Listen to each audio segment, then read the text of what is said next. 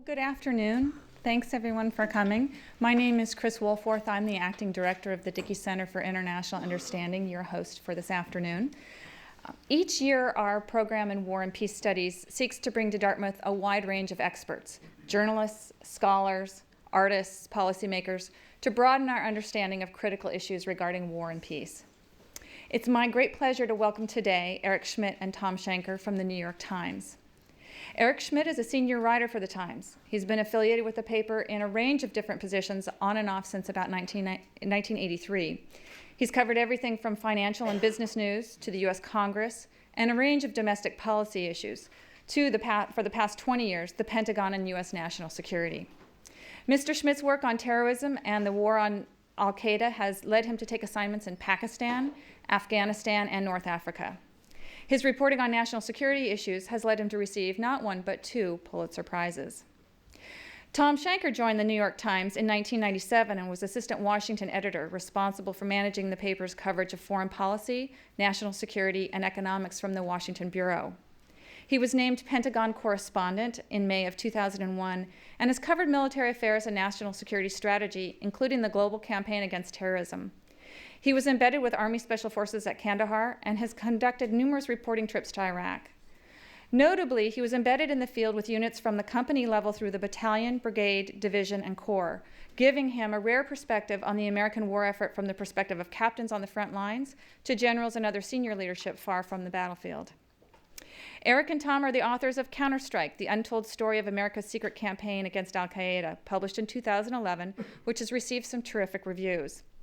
As one of the most penetrating discussions of the ongoing and largely unobserved U.S. war on Al-Qaeda and affiliated groups, this is what they plan to talk about with us this afternoon. Please join me in welcoming Eric Schmitt and Thom Shanker.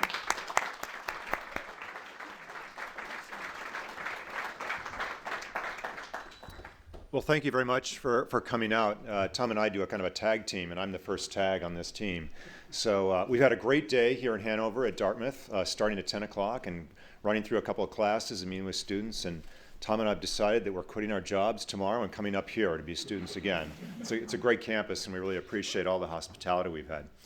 I'm just going to talk for a few minutes just to kind of give you all a sense of how we got onto this project. Thom and I have worked together for some 10 years now as both colleagues covering the Pentagon together.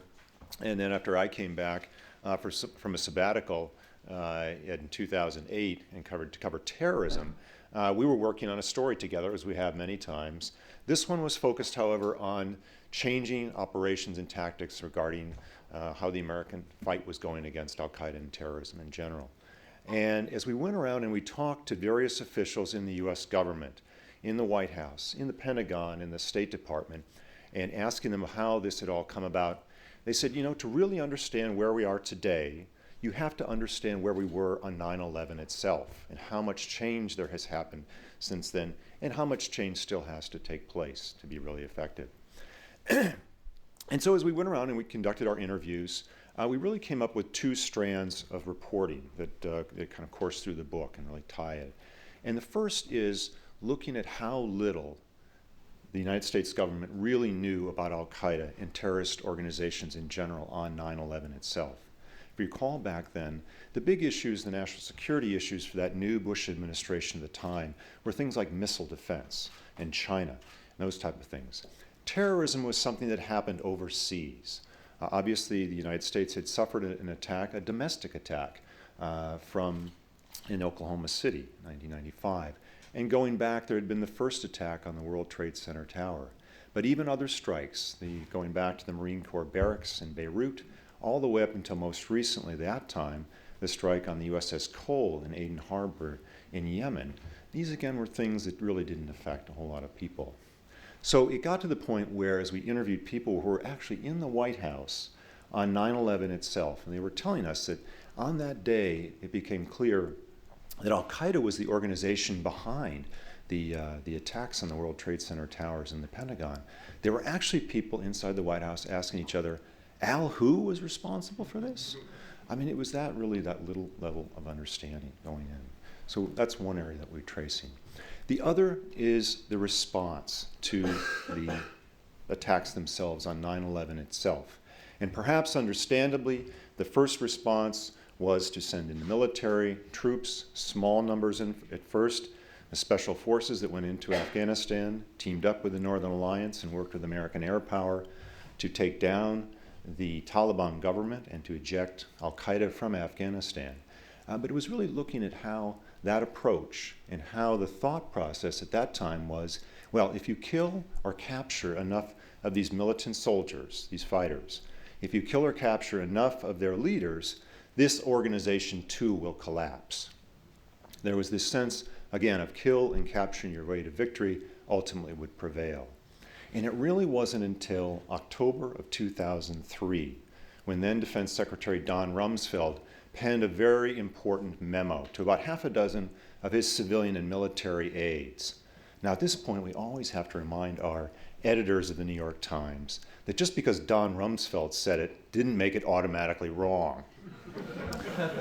And because here's what Rumsfeld kind of really insightfully identified. He asks in this memo to his top advisors, are our strategies right now in combating the militants? And remember, by now he's talking about October of 2003, so it's the insurgency in Iraq is really taking full hold. He said, is our strategy there, is it actually creating more militants than we're taking off the battlefield?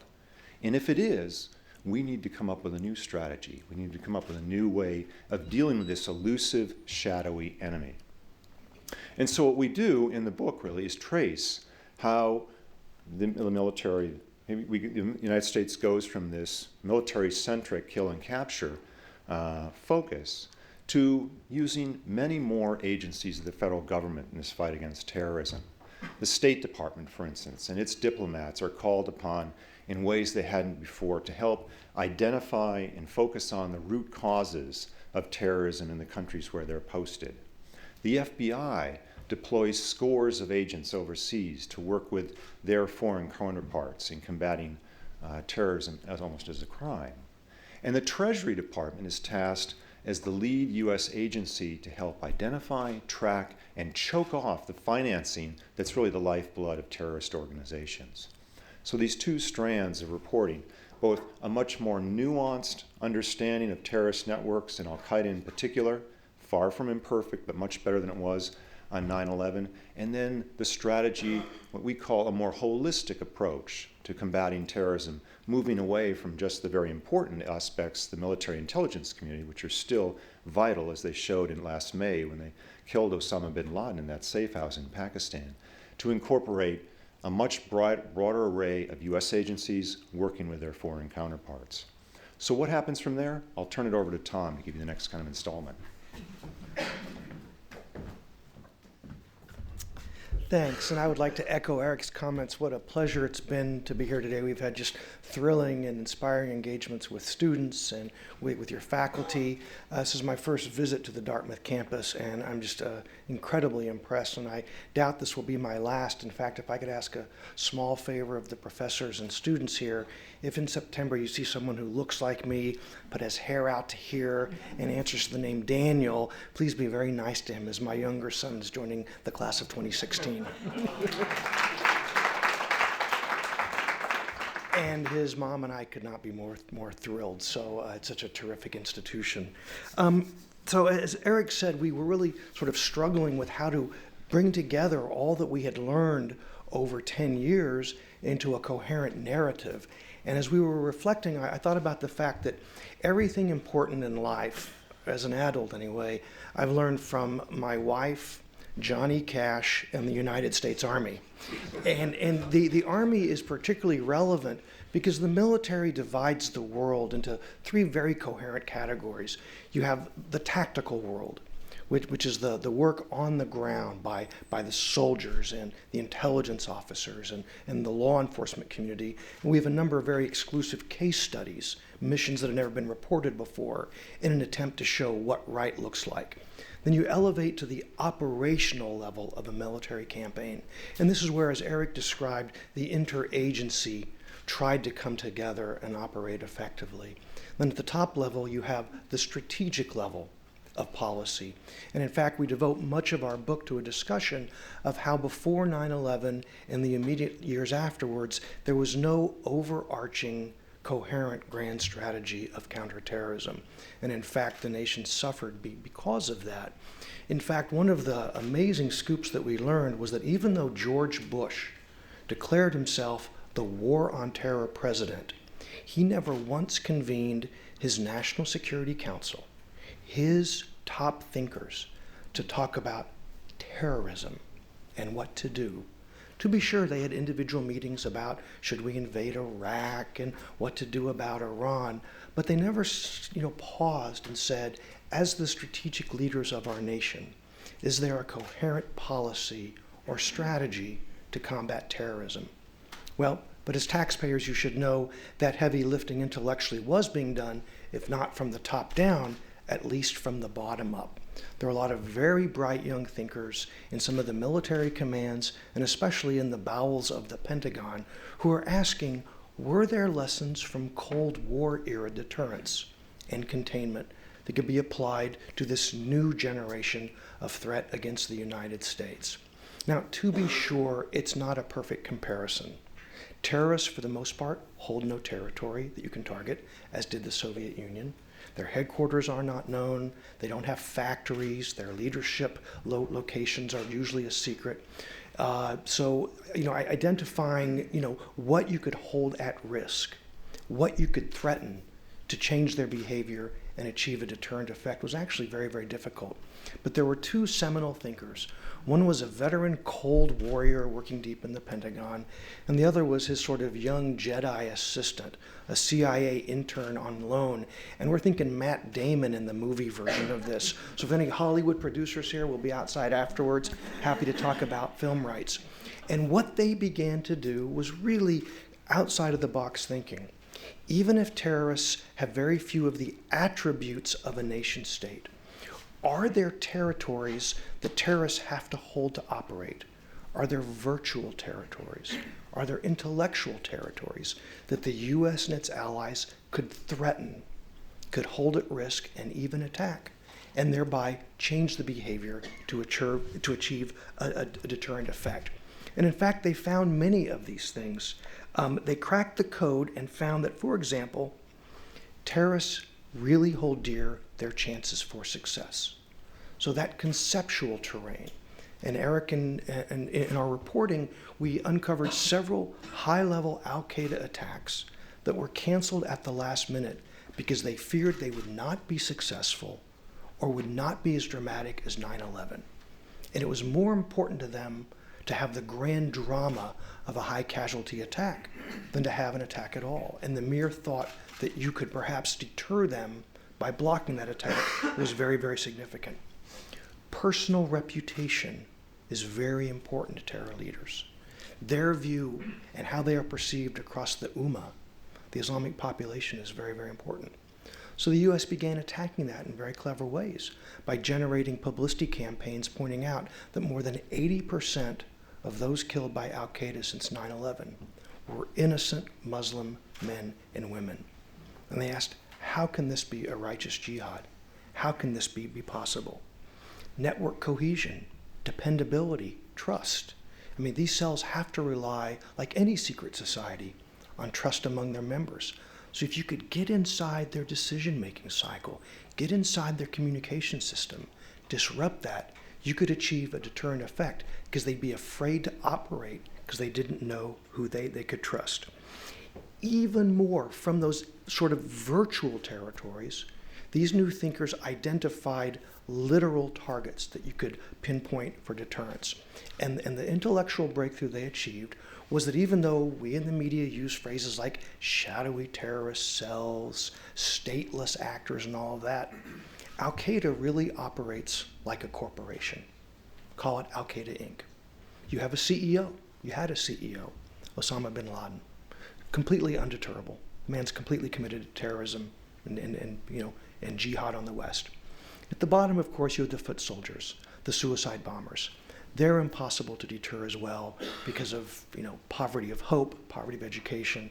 They were going to kill themselves in order to carry out these attacks. But the large corporate structure in the middle could be deterred. Who is this? The financial officers. The HR department, responsible for payroll and benefits and taking care of your families after your suicide bomb went off. The gun runners, the logistician. Al-Qaeda even has realtors who work for the organization, finding safe houses. Now, all of these people are essential for that terrorist attack to be successful.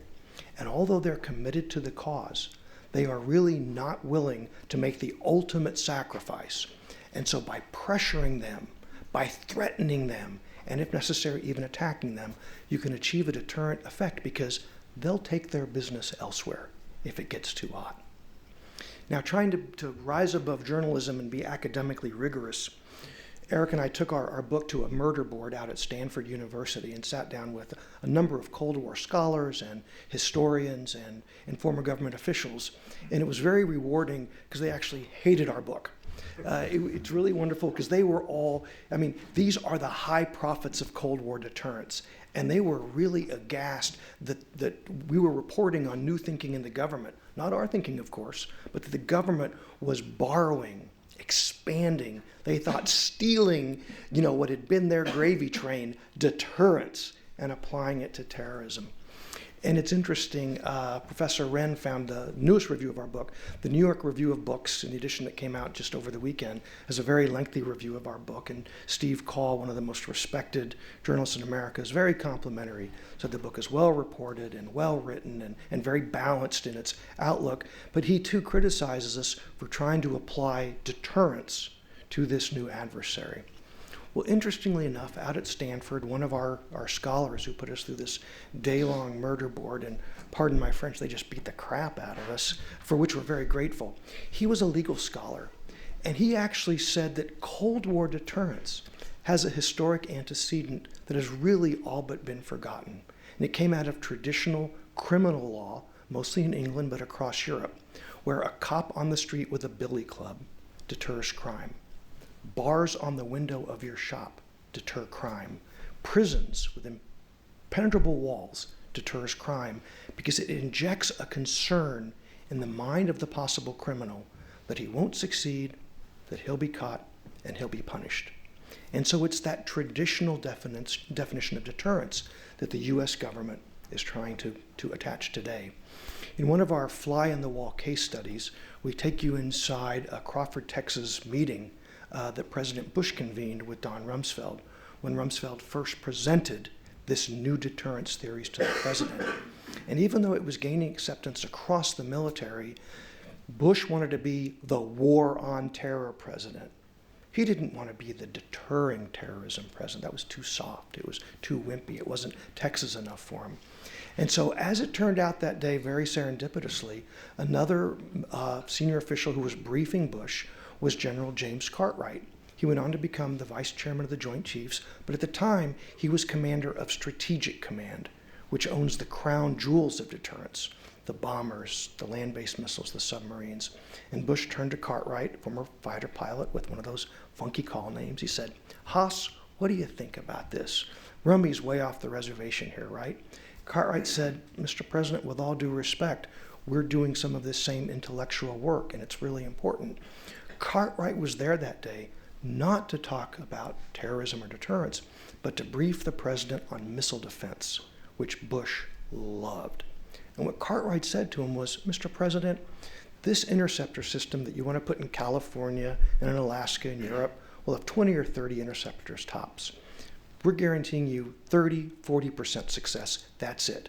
But yet, Mr. President, you support this limited, flawed missile defense system because it will inject doubt into the minds of Iran and North Korea. So if you accept a limited, flawed set of deterrence missiles against Iran and North Korea, why can't you accept this rather new definition of deterrence against terrorism?" And as it turns out, the Bush 2002 National Security Strategy said that these stateless terrorists can't be deterred. The 2005 National Military Strategy said that deterrence offers opportunity, and the 2010 National Military Strategy, signed out 2 Januaries ago, firmly adopts deterrence as a centerpiece of American counterterrorism policy.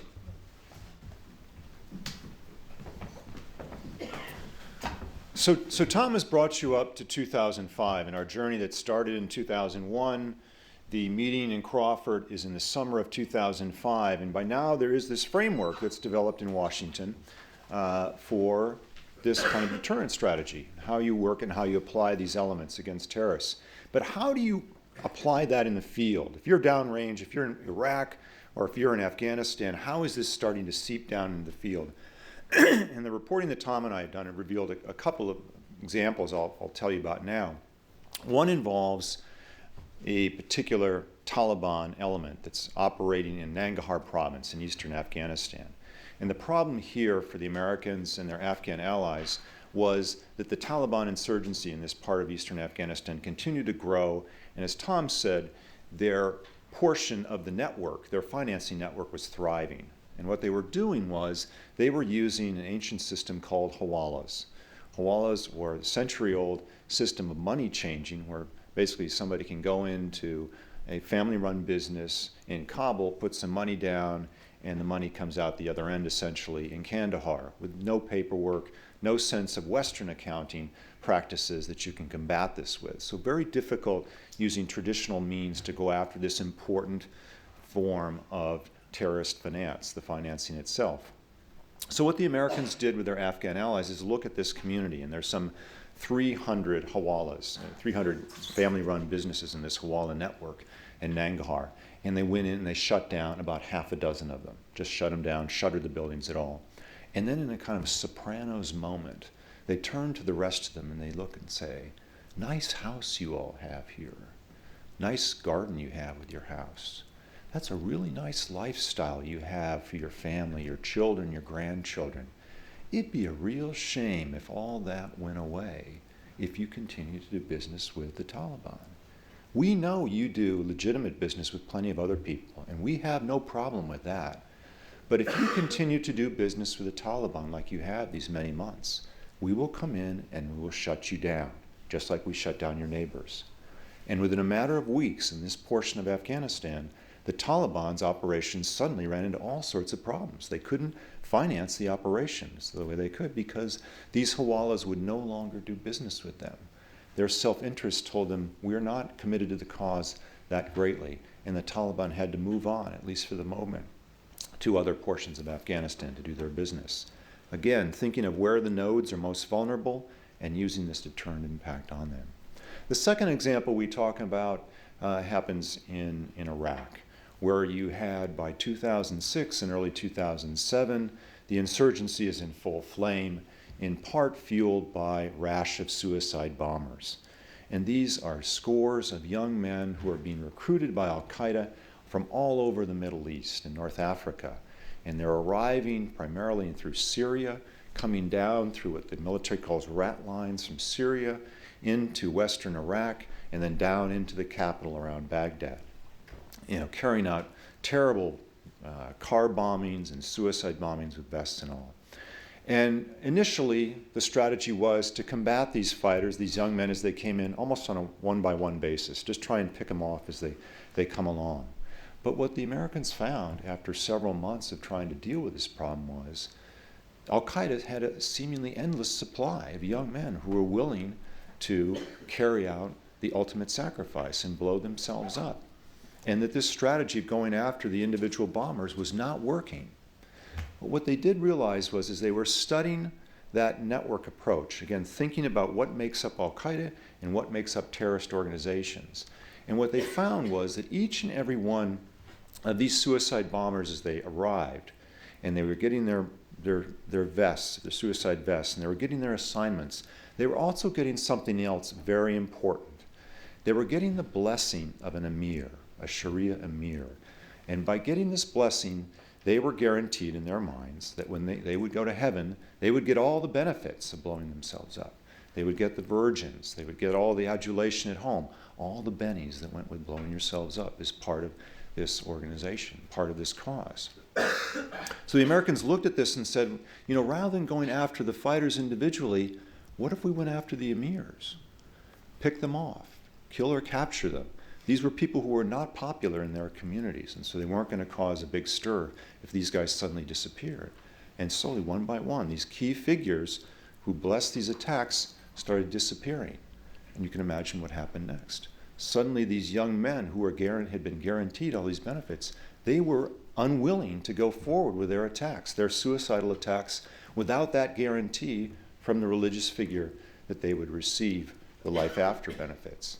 And this was a way of, again, delaying the attacks. Of course, Al-Qaeda was able to finally rustle up some more emirs, but it delayed a whole series of attacks and made their life much more difficult.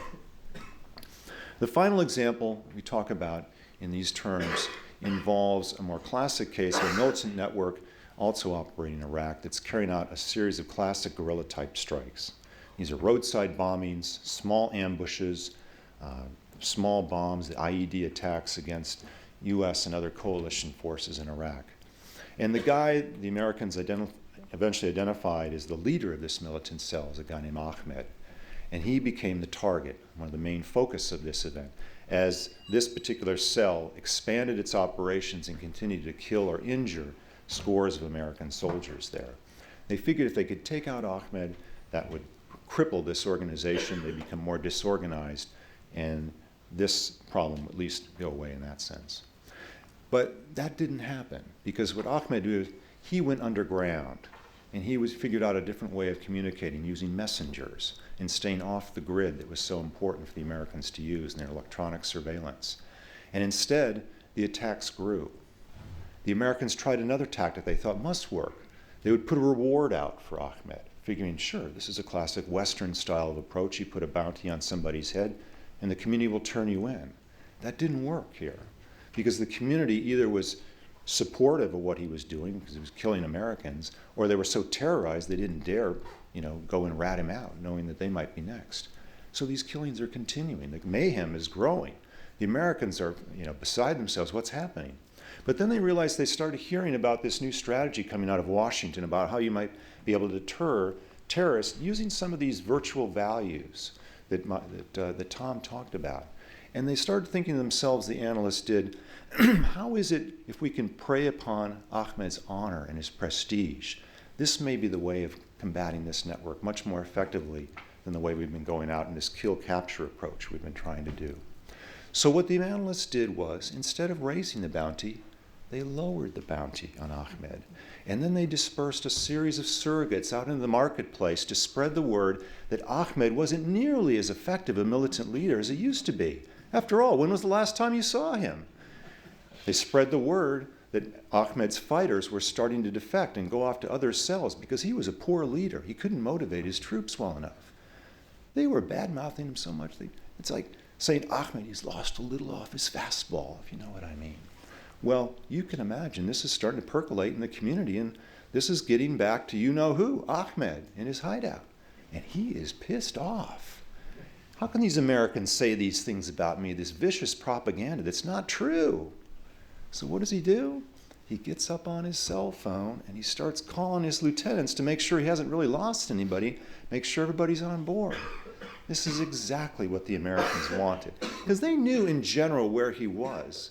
And now they were playing right to the sweet spot of American intelligence, surveillance, and reconnaissance. One of the other great developments over the past decade is the way the United States has been able to home in its surveillance and its eavesdropping capabilities on cell phone conversations, on emails, and all sorts of other electronic transmissions.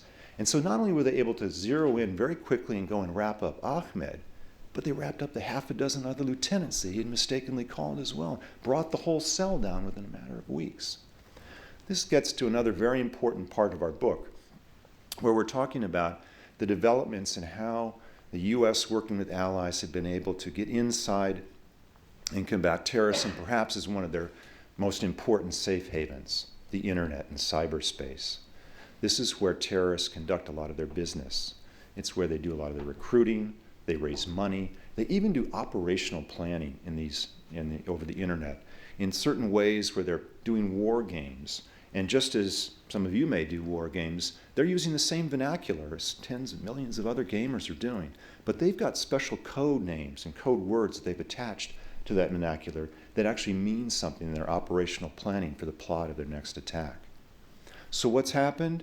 We've seen American analysts being able to figure out and crack the code in some of these internet scenarios to the point where now where analysts are able to hack into the cell phones of terrorist leaders and send out false and misleading messages to their fighters.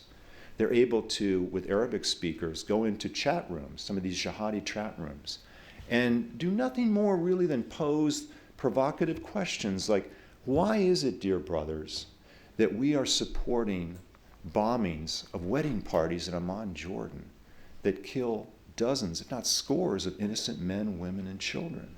How is this consistent with our great religion of Islam? And who is this leader, bin Laden, who's leading us down this road?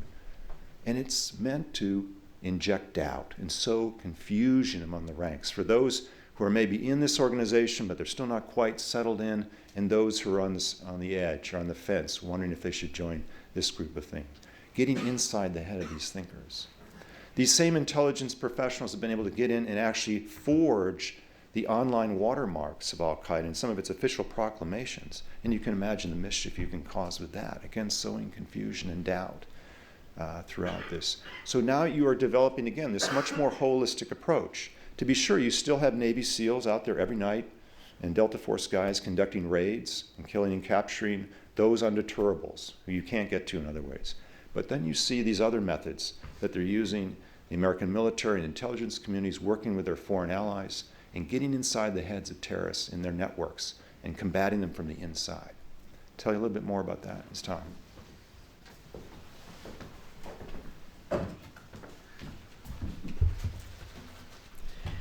Well, as we describe the evolution of the United States, its allies, and the terrorist adversaries, both were learning, evolving organizations. And in fact, in many ways, while the aspects of new deterrent thinking have been applied to counterterrorism, what's really been going on is something that Eric and I call the new Darwinism, because both sides are evolving and changing very rapidly to counter the advances of the other. And nowhere has this been more important on the American side than the evolution, as Eric said, to a whole of government approach to counterterrorism. I mean, before 9/11, the soldiers didn't trust the diplomats. The diplomats didn't like working with the espionage organization. But there's one case study I'd like to share with you now that really illustrates what right looks like in the new world of American counterterrorism. This story starts on another September 11th, this time in 2007. This was a time in Iraq when suicide bombers were coming in with just a ferocity and violence that was really pushing Iraq towards civil war. The entire American mission was at risk, as were, of course, the lives of thousands of Iraqis. Now, it's an interesting footnote. I mean, Iraq is a historic and cultured and educated place. And it's interesting to note that there were very few Iraqi suicide bombers. They wanted to live to fight on another day. But the terror cells inside Iraq were importing foreign jihadis to commit suicide from North Africa, Persian Gulf, across the Middle East. And they were all coming in through Syria, and American intelligence discovered the town of Sinjar in western Iraq, just across the border, was the smuggling capital of foreign fighters. So what to do? On September 11, 2007, an elite commando team went into Sinjar. Very professional guys, brief firefight. They killed the emir of the border smuggling route, 3 of his operatives, 3 wannabe suicide bombers. Very successful mission. But then they did something else. They scooped up computers, hard drives, and documents. And what they found when they got back to headquarters was they had stumbled across what's now called the Al-Qaeda Rolodex. Before 2007, it really wasn't understood that Al-Qaeda was as anal about record keeping as the Nazis. There was hometowns of all the foreign fighters, who had recruited them, who paid for them, who had inspired them, their family history to show sort of what petri dish had produced somebody who'd want to go to a foreign country and blow himself up.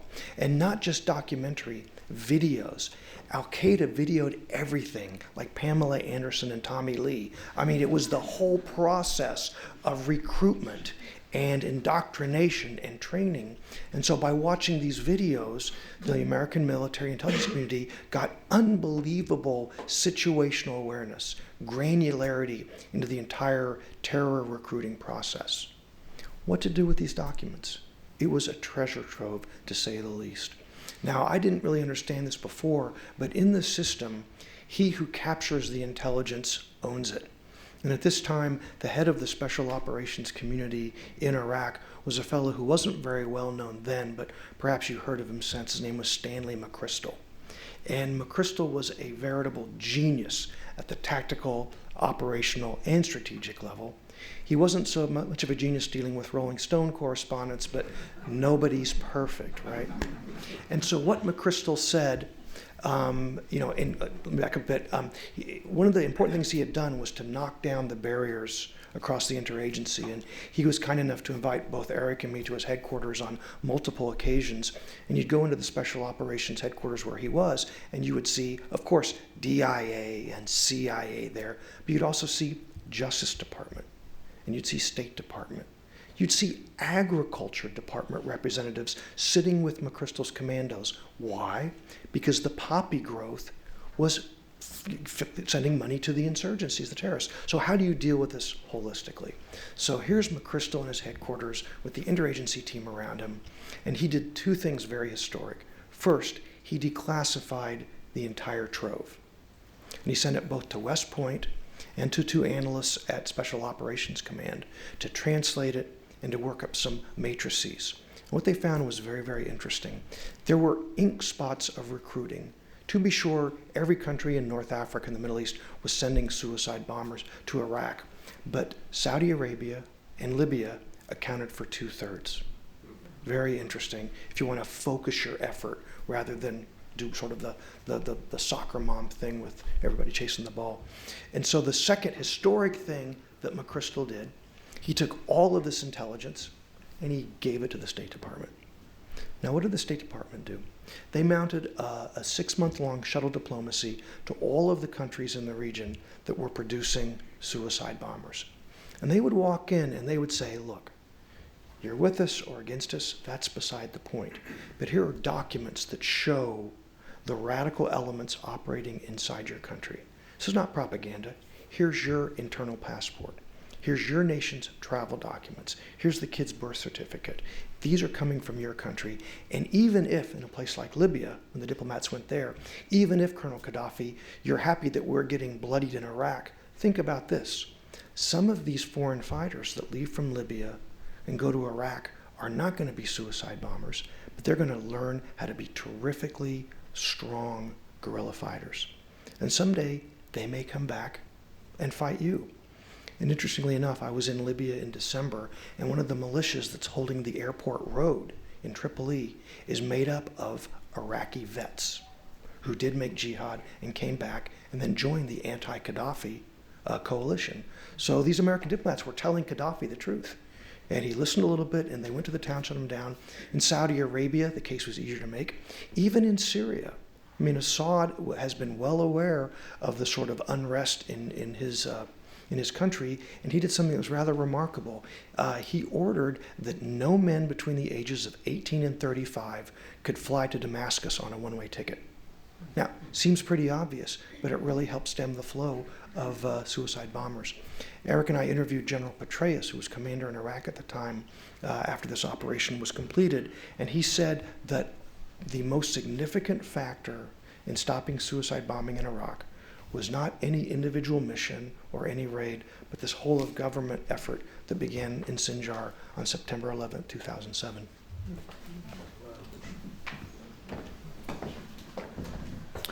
So where does that leave us now? We're a little over a decade after 9/11, of course, and looking at where these successes have played out and where there's still shortcomings.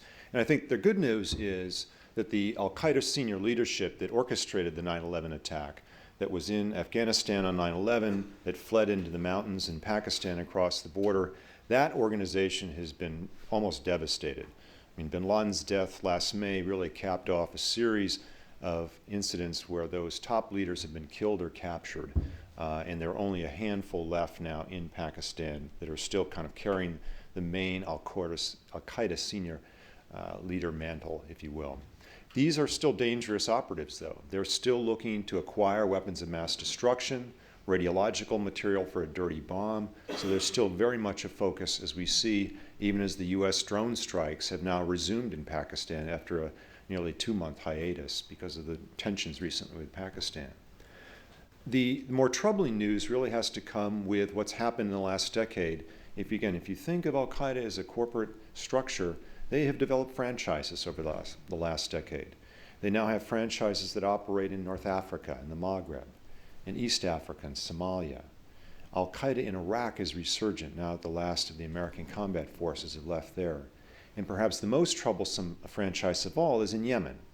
This is the organization that sponsored and orchestrated the attack, or attempted attack, by the so-called underpants bomber, the young Nigerian man who tried to blow himself up on a jetliner over Detroit 2 Christmases ago.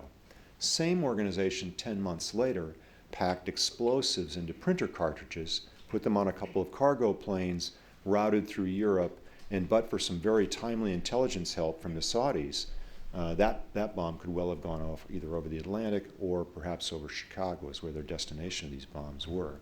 So you have this increasing number of still very vibrant franchises that are drawing from these regional problems and grievances that they have in their own countries, in their own regions, still linked back to the mothership back in Pakistan. Equally worrisome is the concern of homegrown terrorism here in the United States. At one point early on, the American counterterrorism community thought, well, this is a problem that's only going to happen in Europe or somewhere else. All of our immigrants and others are more well assimilated here in the United States, and we won't have this problem. Wrong. I mean, it's been slower to develop, and the numbers are still relatively small, but there's a real concern that you have either American citizens or residents who've left the United States and trained in places like Pakistan and come back here. People like Najibullah Zazi, who was a young pushcart vendor in New York who left to go to Denver and was an airport shuttle driver there, came up with a plot to basically carry out a series of backpack bombings on the New York City subway system. Luckily, he was identified and in the last minute, and his attacks were thwarted. Same thing with Faisal Shahzad, a young Pakistani American who seemed to have everything going for him. Wife, young family. He was an analyst with Elizabeth Arden living in suburban Connecticut, and yet he had grown increasingly radicalized, watching the drone strikes in Iraq, watching the increasing violence in the Middle East.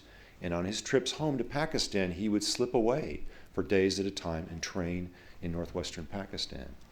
And he too attempted to blow up a bomb, in his case, an SUV packed with explosives in Times Square. Luckily, in both cases, these two guys didn't quite have their chemistry right.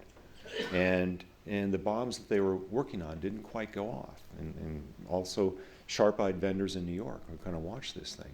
But the threat is there. The threat is also from individuals who have become radicalized just by watching online videos in the privacy of their home.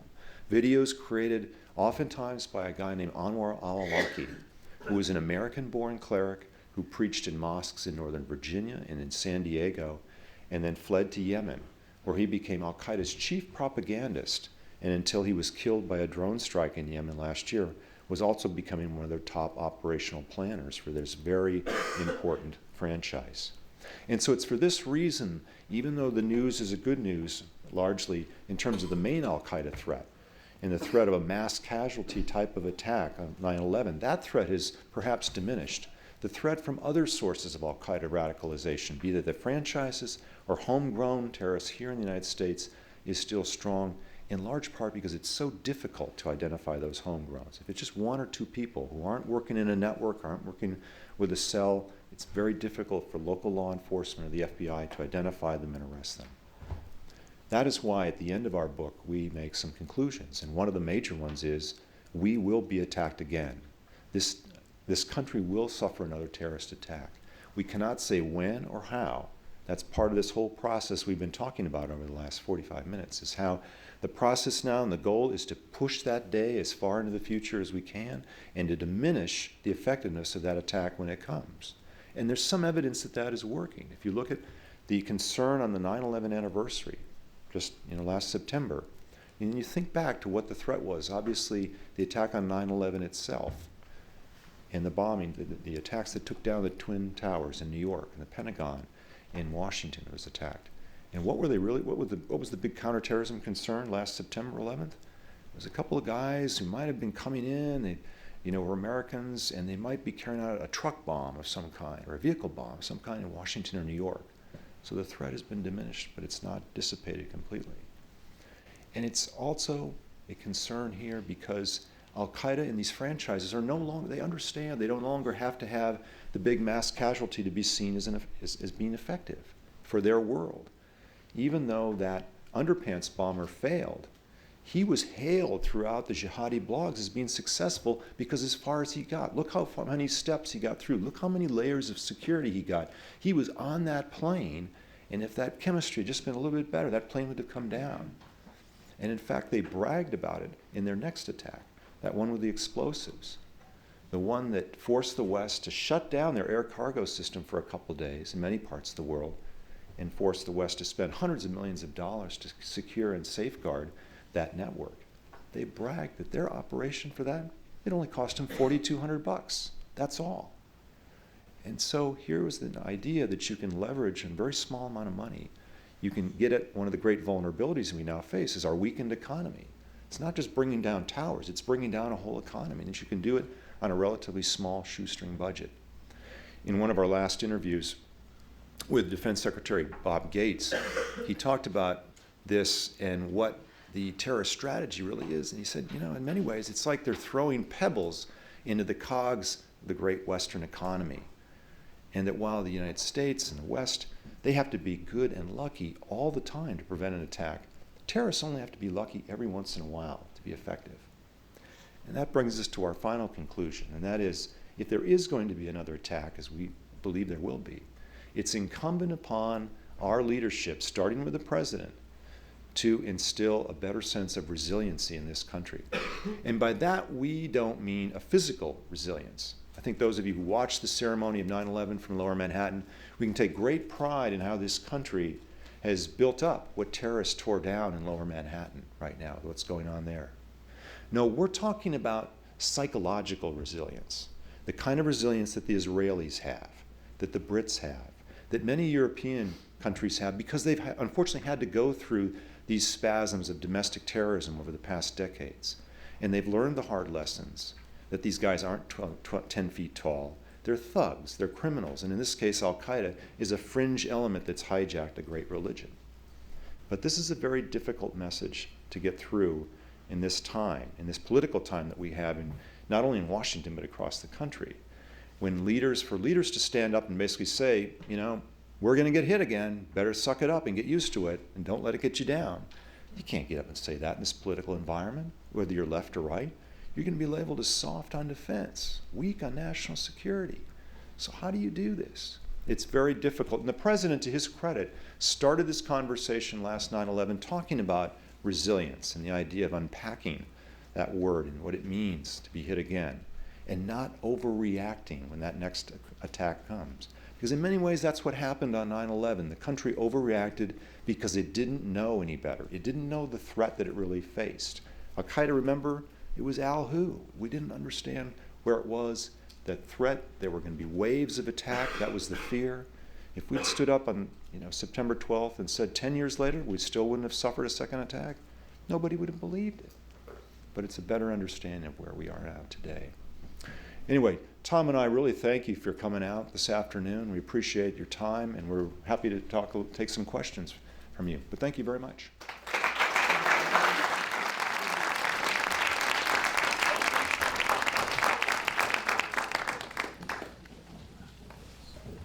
Well, that was really great. We had a great play and multiple acts there with the tag team playing. Eric and Thom are happy to take your questions. As is the usual Dickey Center practice, we would entertain questions from students first, if at all possible. They have our permission to randomly call on students in the audience if they fail to ask a question, so be prepared. Just kidding. And they're going to field their own questions, so please raise your hands, and gentlemen.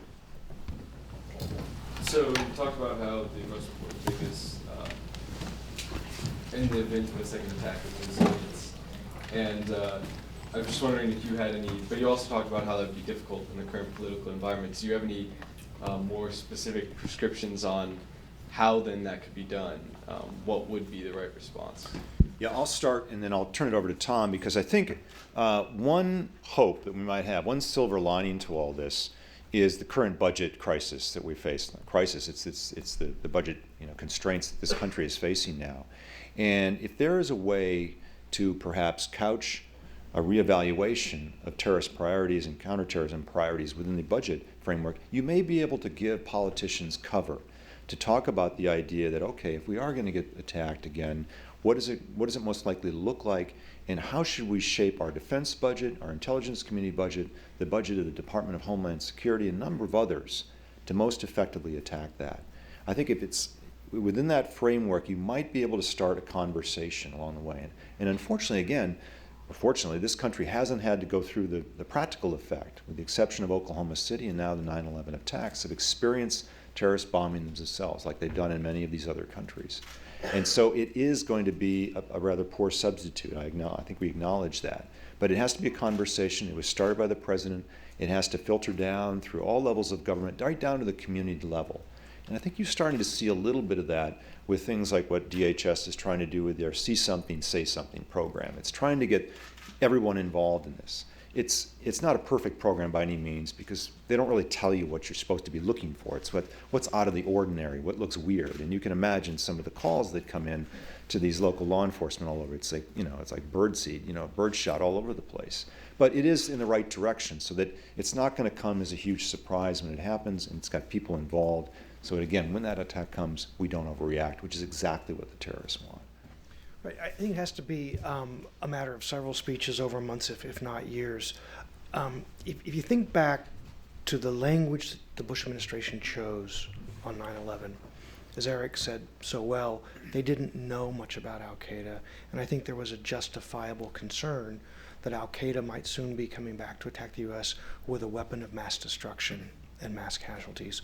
And therefore, the administration used a language and took some steps that would be fitting against an existential enemy.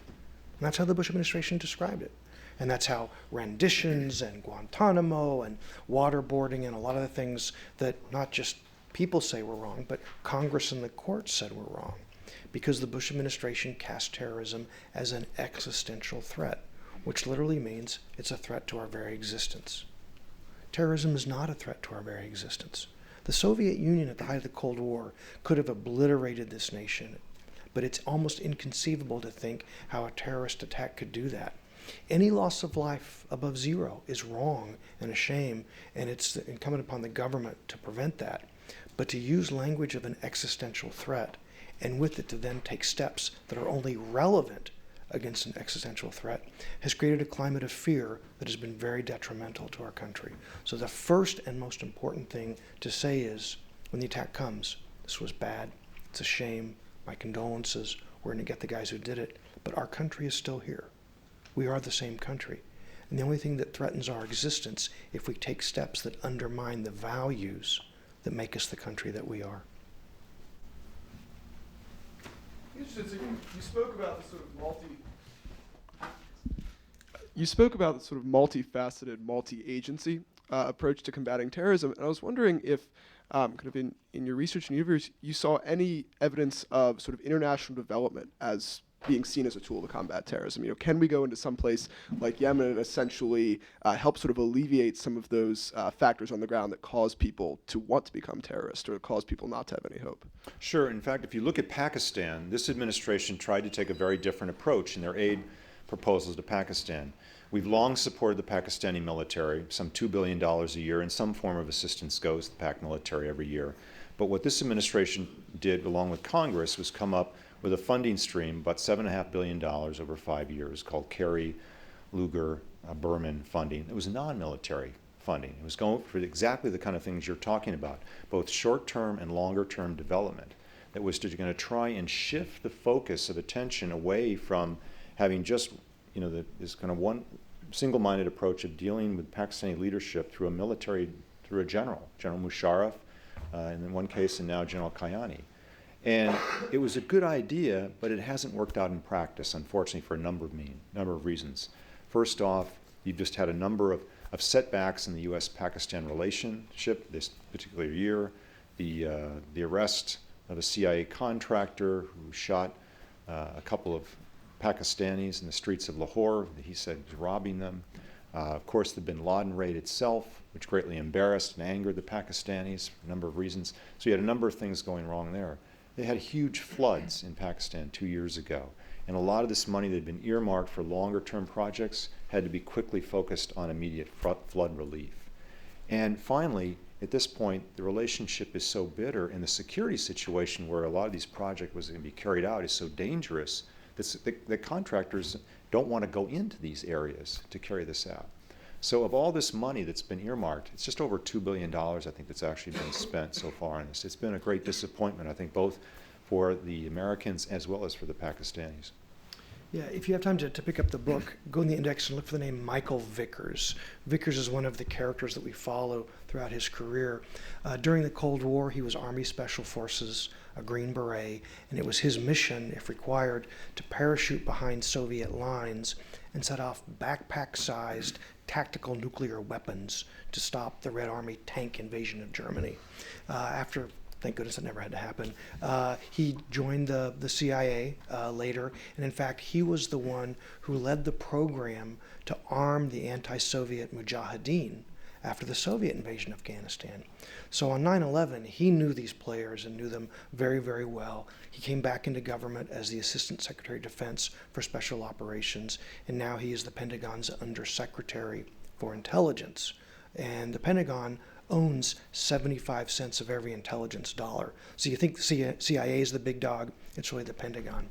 To your very good question, Vickers, even though he's a cold warrior and a spook and a commando and an intellectual, he thinks that if we do not have the kind of development program that you're talking about, hand in glove with the kinetic military activity, we'll be playing whack-a-mole until the end of time. But the problem is the development programs that you're advocating and that Secretary Vickers supports are generational.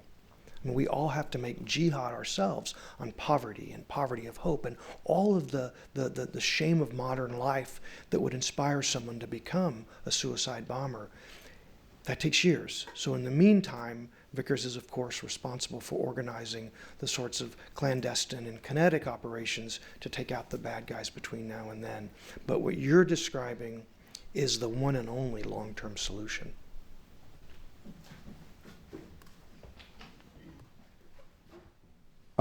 I was wondering why you haven't talked about what I view as the most radicalizing element of the war on terror, which is the use of torture by the U.S. government, and more specifically, why, if you have any insight into the editorial shift by the New York Times to describe waterboarding not as torture, but as enhanced interrogation techniques. You know, it's a really important issue.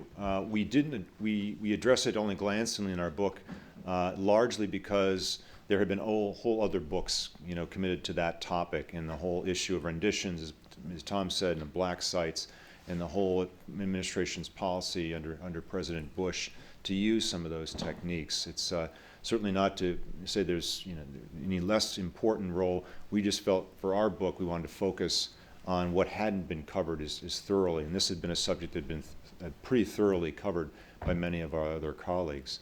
I'm not all that familiar with your comment about where our editorial position on this is. Pre-war on terror, they described waterboarding as torture 80% of the time, but post-war on terror, they use the euphemism enhanced interrogation technique.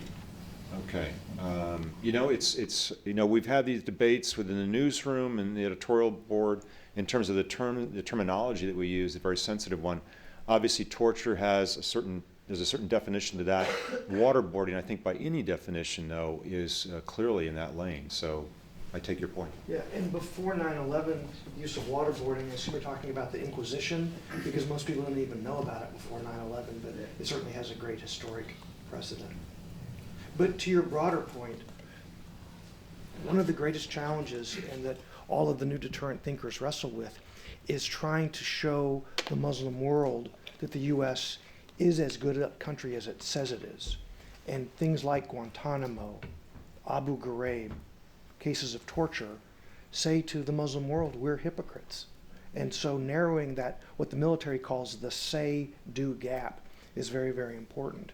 And I think that's one of the reasons that inspired President Obama to pull all of our combat troops out of Iraq, overruling the best military advice of his military officers. And sadly, both sides are right. The military was correct that it could begin spiraling into violence-led American troops. That's happening. And President Obama was correct in saying, as long as we're bombing the Muslim world, people will think our war on terror is about a religion, and it's not. As Eric said, Al-Qaeda is a tiny minority that has hijacked one of the world's great religions, and we can't help that narrative by our actions. You said something that when the Pentagon went through the intelligence reports from the 2007 raid on the house that brought back the computers and hard drives, that 2/3 of the base level suicide bombers came from Saudi Arabia and Libya. And what I'm having trouble understanding is why in a country such as Libya, when it was under Gaddafi, who, as we've seen over the last year, has now been treated as an enemy of the West, why would people subject to his tyranny then go and attack American troops and civilians in countries such as Iraq and Afghanistan? Well, again, this is really the call and the resonance of Al-Qaeda's message here, that, and it's obviously wrong, but this is still the very strong appeal that it has, and that is that the West in the United States is at war with Islam, and you have to come and fight the jihad, the holy war against the Americans, be it in Afghanistan, be it in Iraq. And so I think even in Colonel Gaddafi's regime in Libya, you still had very radical elements that were kept suppressed, and they are responding to this call. And there's one city in particular in eastern Libya that was, I think, the single most producer of young men that was sent on to that pipeline that we described, going into Syria and down into Iraq and carrying out these bombings. So again, it was very focused. I mean, those were the two places, Saudi as well as Libya, and the focus that the teams, the American diplomat and American teams that went in there to talk to them, as Thom described, were very focused in presenting the evidence that showed this. Yes.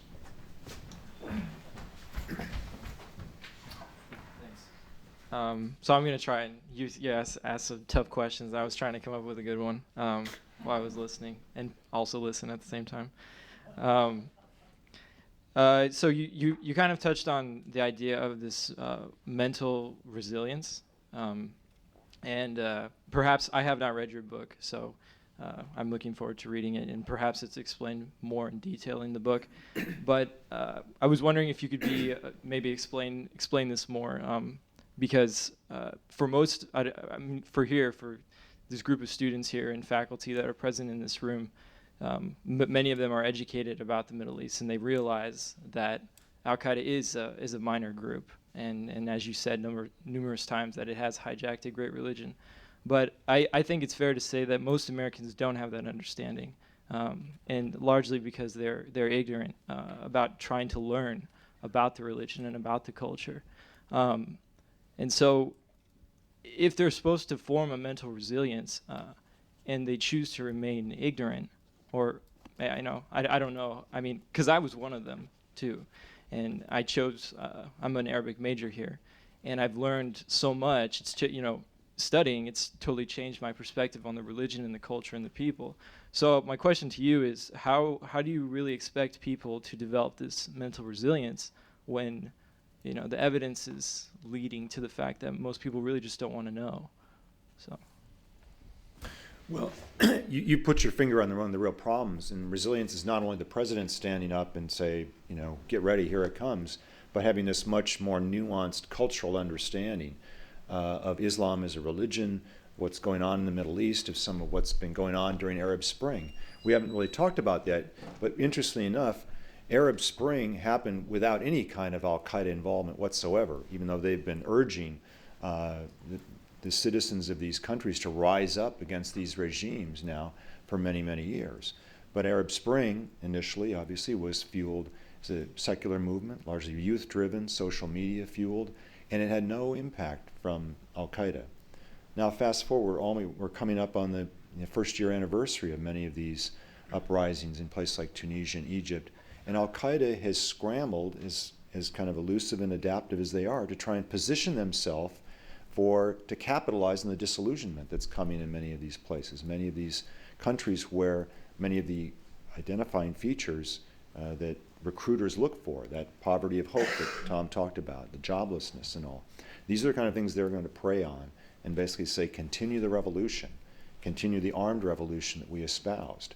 They're not out of it yet, and they're still, obviously what's going on in many of these countries is still unfolding rapidly. We don't know what's going to happen with the Islamists, for instance, in Egypt. We don't know what's going to happen in Yemen with the Saleh regime trying to hold on there. We certainly don't know what's going to happen in Syria, which may be this year's big story in terms if that splits up into some kind of civil war. But this is part of the conversation, I think, that we talked about that has to happen. It's an education process as much as it is a sense of leadership and community leaders all the way up to the national leadership talking about what it might mean in terms of being attacked. You know, there's also a mirror image to your very, very good question. Thank you. Our book is, by its very nature, America-centric. We cover the Pentagon, American counterterrorism policy. But there is a theme that we address, and that perhaps in your studies or others you could look at, which is, where is this dialogue in the Islamic world? I mean, if we all agree, which is true, that Islam is one of the world's great religions, and it's not a religion that calls for killing innocent people, then where are those voices in the Islamic world calling for rational approaches to dealing with the U.S.? I mean, look, we are a flawed country. Our policy is flawed. But where is the inspiration? Where is the dialogue? Just as Eric and I in our book call for an intelligent, informed understanding of who the enemy is, and that it's not about the Arab world or Islam, but just a very tiny group of radicalized militants. Where in the Islamic world is our voices saying, okay, we should learn a little bit about American policy, and even though they're a clumsy giant that has, of course, killed innocent civilians since 9/11, we should have a greater understanding and perhaps reach some sort of not compromise, but just understanding. And if I were going to write part 2 of our book, I would love to learn Arabic with you and spend 10 years in the Muslim world and then write Counterstrike Part 2. So just to follow up, you're saying these voices that call for understanding America and also understanding Al-Qaeda that is not part of Islam, do you say that these voices don't exist in the Islamic world? No, they absolutely do. And we talk about many of them who stand up very courageously. It was the Grand Mufti of Saudi Arabia actually issued a counter fatwa to bin Laden's fatwa, and saying that if you kill innocent Muslims, then that is an anti-religious activity. There are many of these voices, but just as your colleague student was saying, why isn't there a greater conversation in the U.S. full of greater nuance and understanding? I think it's fair to say that where is that same mirror image dialogue across the Muslim world? Look, America has set itself up, and I think it's easy to caricaturize us. But I think it's fair to say that there is not a lot of leading voices in the Muslim world calling for tolerance, just as I wish there were more voices in America calling for tolerance. Yes, sir. I'm a professor who studies these things, and I am just finishing a book which answers the question you just asked. Oh, great. Theodore, it's a relatively new book. It hasn't been reviewed. I've got to get a review out of it as soon as I can. I advise anybody in this audience to read it. Theodore Friend, Woman, Man, and God in Modern Islam. Erdman's Press, 2011. One of the key issues there, first of all, is that there are countries like Indonesia we never talk about. Enormous Muslim country. But secondly, there's actually a surprising thing in the Islamic world. You may never have heard of it. Women. For instance, in Saudi Arabia, with this patriarchal interpretation of Islam by the Wahhabi, there's nowhere in the Quran that it says you have to have everything with your eyes covered. And there are women in Saudi Arabia, we think of Saudi Arabia as really sort of primitive, whose way of protesting the male-centered interpretation of Islam has been to go into business. They're supposed to stay at home, and the business they picked was buying a car and becoming taxi drivers. And the imams tried to stop them. And so they formed a cortege a mile long of cars and drove it through Riyadh. And the imams stopped talking about the taxi cabs. You imagine somebody trying that in any city, a mile long row of cars. But I think one of the biggest problems we have is something I've looked around as a professor in the government department. Is there another member of the government department who's here? Oh yeah, well, I know you are. Yeah, I mean, apart from that. Well, here's I think of that partly because you didn't say anything about the difference between Al Qaeda and the Taliban. And the Taliban role, for instance, in Afghanistan, was a very different kind of rule. And the key thing there is the Taliban, unlike Al Qaeda, has never had the view that Osama had, which is exactly what you spoke of as their goal, except. Do you know of his speech of October 2004? Yes. Because this is a speech. How many people here have ever heard of this speech? Well, let me take that Well, just opportunity. one last thing. It's a speech in which he explains that he attacked us in 9/11 to bankrupt America. That was his goal. And he said, by 2004, I spent $500,000 for 9/11. You've already spent $500 million. I'm getting a good return on my investment. You make a good point about the difference between the Taliban and Al Qaeda, and that's actually right at the heart of what's going on now with the administration as it tries to set up talks, reconciliation talks with some factions of the Taliban and perhaps other militant groups operating out of Pakistan. And we've seen a lot of activity in the last couple of weeks, diplomatic activity with the Taliban agreeing to set up an office in Qatar where they can have discussions ultimately with the Karzai government. This is all going in fits and starts. There are many people in the American government as well as the Afghan government who don't think this is ultimately going to happen. This is all rope-a-dope, play for a couple of years' time until the Americans leave in 2014, but we'll definitely see. But thank you very much for your comment. Well, and if I could, just the most significant difference between the Taliban and Al Qaeda, the Taliban are a domestic insurgency militant movement. They never had aspirations to attack the United States. They played host to an organization, Al Qaeda, that did. And as Eric talked to, sort of took you on a tour of the horizon about the future threats, you have groups in East Africa, the Islamic Maghreb, and now in Nigeria that historically did not have internationalist goals, but they are showing greater and greater interest in pursuing an international agenda. And that is one of this new Darwinism evolutions that's actually very negative.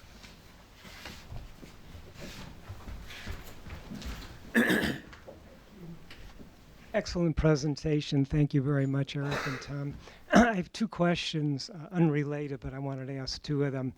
I wanted to ask if you could drill down a little bit into the time before 9/11. For those of us who were overseas, I remember very well the two embassy bombings in Kenya and Tanzania. And for those of us, overseas, Al Qaeda was a reality. I mean, this was no secret. It was well known. It was well known within the U.S. government. Dick Clark, was well aware of it. And I was wondering why you think the Bush administration came in with sort of this blind spot. One of the theories, that's out there that I've heard is that they were still very much focused on Rumsfeld, on the Cold War, on dealing with Russia, and weren't really attuned to this new type of threat. So I was wondering if you could comment on that. And the second thing is, the 9/11 perpetrators were not all poor, destitute people. Some of them came from good middle-class families and were educated. And I know that kind of runs against the theory of, the poverty theory, giving rise to the conditions, leading to, the enrollment of terrorists. And I was wondering if you could just talk about that as well. Part one. Yeah. The first part of your question is terrific and true. And I would amend one thing. It wasn't so much Russia they were worried about. It was the rise of China, actually. On September 10th, 2001, the day before the 9/11 attacks, Don Rumsfeld gave a speech at the Pentagon, a town hall that I covered, in which he talked about the threats of the future are, rising state powers like China, and that the U.S. needed to invest in high technology and long-range precision strike, and that we really didn't need a large standing army anymore because those sorts of wars were never going to happen. And within 24 hours, Rumsfeld's world was turned on its head, and we ended up fighting 2 significant land wars in Asia. How interesting 2 weeks ago when President Obama came to the Pentagon, the first president ever to speak publicly at the Pentagon, to unveil his new national security guidance. He talked about how we really don't need large standing armies anymore because we're not going to fight land wars, and we need to invest in intelligence, surveillance, and reconnaissance, and special operations, and long-range strike. It could have been a speech. He could have read the Rumsfeld speech. I'm not saying that he's wrong, because times have changed, but I talked to a 4-star officer afterwards who is carrying out the strategy, but said we need to be aware of institutional hubris, and they may have it wrong yet again.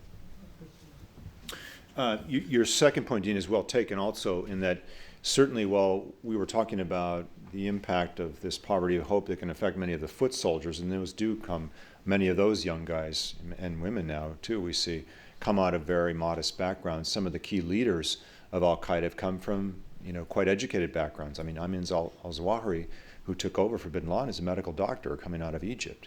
You have many of the senior Al-Qaeda people came, as you said, from very affluent families. They have engineering backgrounds, they have medical backgrounds, and in many ways it's their disillusionment with these regimes that they came out of, whether it's in Egypt, whether it's in Saudi, and it's because of their experience and because of the proximity to the power they have and that they saw as a flaw, that they turned toward these organizations, and particularly in Al-Qaeda. And so it's interesting to watch as Al-Qaeda is beaten down in Pakistan, what's happening, what do the new leaders look like in some of these organizations. And they come from a variety of backgrounds, as you might expect, in these regional franchises. And yet we still have to be very concerned, those with the technical backgrounds. Al-Qaeda in the Arabian Peninsula, the franchise in Yemen, has a bomb maker named al-Siri.